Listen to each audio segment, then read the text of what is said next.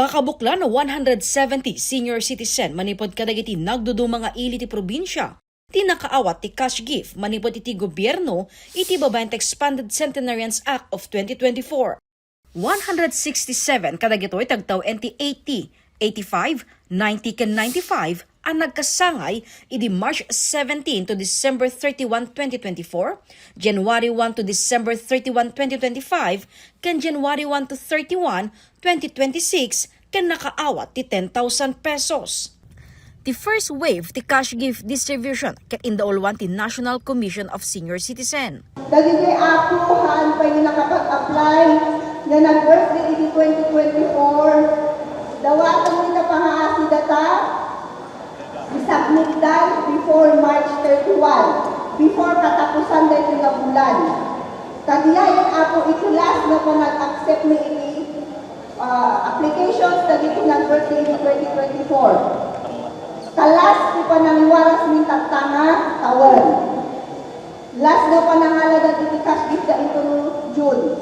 Talo a centenarian met tinakaawat ti 100,000 pesos. May sa iti tubo ken dua iti bulinay a personal adanunen ti ahensya inton bigat. Agtawen ti siya mapuluket 5 ni Tatay Elpidio manipod lagiben lagangilang abra. Saanen a makapagna ken addan dagiti saksakiten ti bagina.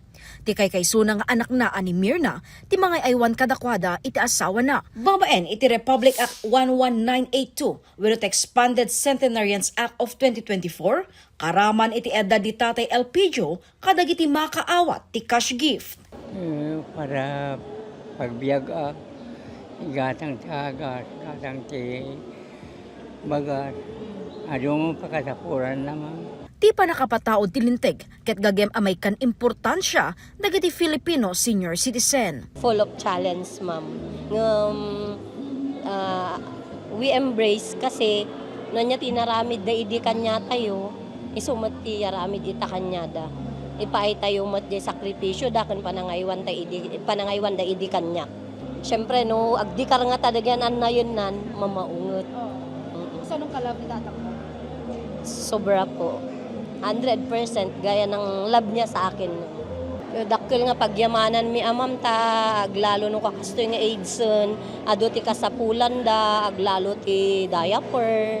Kasi han nga maiwasan nga agsublida ti kinaubing dan, ma'am. Jessica Boreta, Balitang Solid North.